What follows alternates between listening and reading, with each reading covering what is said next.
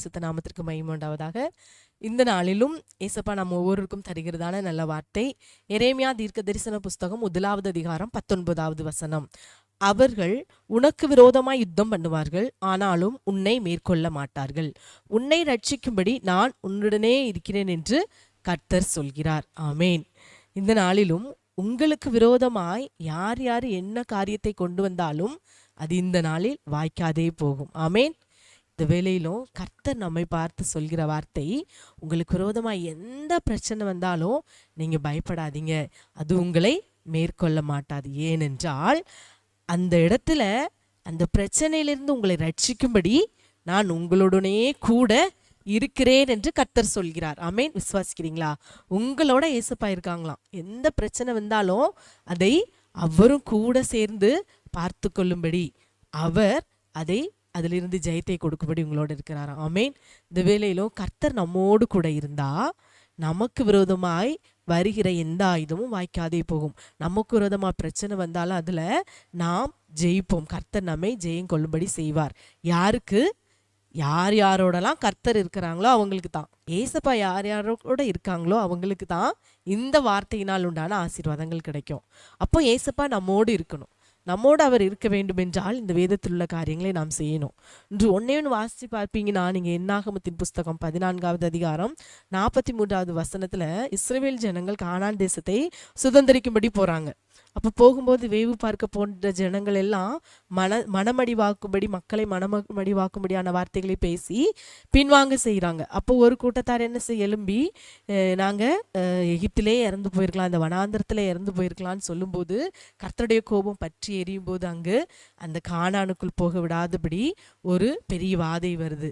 அந்த நேரத்தில் இந்த ஜனங்கள் எல்லாம் விரோதமாய் பேசினவங்க, முந்தின நாள் விரோதமாக பேசினவங்க மறுநாள் என்ன சொல்கிறாங்க, நாங்கள் தப்பு பண்ணிட்டோம், ஏசப்பா எங்களோடு கர்த்தர் எங்களோடு இருக்காங்க, நாங்கள் என்ன செய்வோம், கானானை சுதந்திரிக்கும்படி போவோம் அப்படின்னு சொல்றாங்க. அப்படி போவோம்னு சொல்லும்போது மோசே சொல்றாரு இந்த வசனத்துல, நீங்கள் கர்த்தரை விட்டு பின்வாங்கினபடினால் கர்த்தர் உங்களோட இருக்க மாட்டார், நீங்க போகாதீங்க, நீங்க போனீங்கன்னா நீங்க ஜெயிக்க மாட்டீங்கன்னு சொல்றாங்க. ஆனாலும் இந்த ஜனங்கள் கேட்காதபடி, இல்ல கர்த்தர் எங்களோட தான் இருக்கார், நாங்க ஜெயிப்போம் அப்படின்னு சொல்லிட்டு போய் என்ன செய்யறாங்க, அங்கு துரத்தப்படுகிறார்கள். இன்றைக்கு அருமையான தேவனுடைய பிள்ளைகளை, நம்மோடு கூட கர்த்தர் இல்லை என்றால் நாம் வாழ்க்கையில் வருகிற பிரச்சனைகளில் நாம் துரத்தப்பட்டு போவோம், நாம் ஜெயிக்க முடியாது.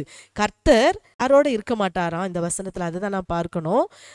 நம்ம கர்த்தரை விட்டு பின்வாங்கினா அவங்களோட இருக்க மாட்டாராம்.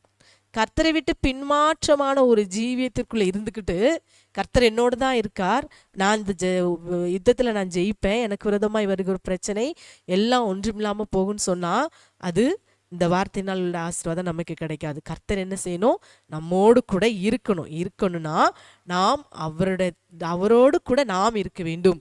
பின்வாங்கி போகிற வாழ்க்கை நமக்கு இருக்கவே கூடாது. நீங்கள் கர்த்தரை விட்டு பின்வாங்கினபடினால் கர்த்தர் உங்களோடு இருக்க மாட்டார்.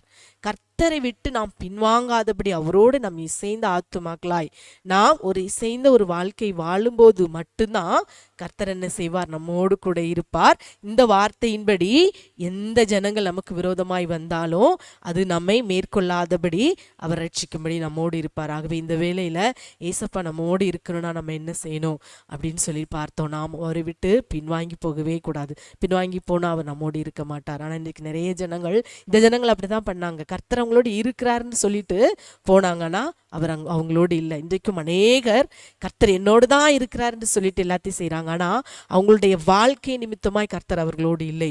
இன்றைக்கும் நாம் நம்மை சீர்தூக்கி பார்க்க வேண்டும். நம் வாழ்க்கையில ஏசப்பா, நான் வாழ்ற இந்த வாழ்க்கையில அவர் என்னோடலாம் இருப்பாரா, நான் இப்படி ஒரு மோசமான வாழ்க்கை வாழ்ந்துட்டு இருக்கேன், அவர் என்னோடலாம் இருப்பாரா இருக்க மாட்டாரா என்கிற ஒரு தெளிவு வேண்டும். அவர் நம்மோடு இருக்க வேண்டும் என்றால் நாம் பரிசுத்த வாழ்க்கை, அவருக்கு பிரியமான வாழ்க்கை வாழும்போது அவர் நம்மோடு இருப்பாராகவே. இந்த வேளையில் கண்களை மூடி ஜெபிக்கலாமா?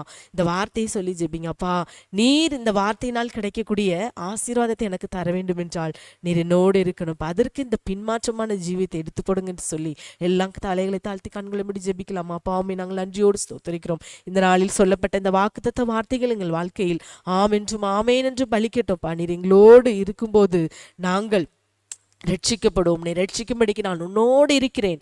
உனக்கு விரோதமாக யுத்தம் பண்ணுவார்கள், ஆனாலும் அது உன்னை மேற்கொள்ள மாட்டாதுன்னு சொன்னீங்களப்பா.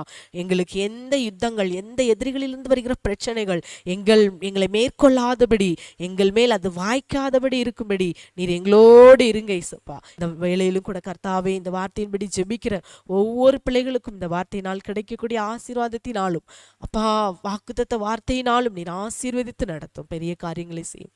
சகல துதி கனமாகி உமக்கே செலுத்துகிறோம். இயேசுவின் நாமத்தில் ஜெபிக்கிறோம் நல்ல பிதாவே. ஆமேன், ஆமேன்.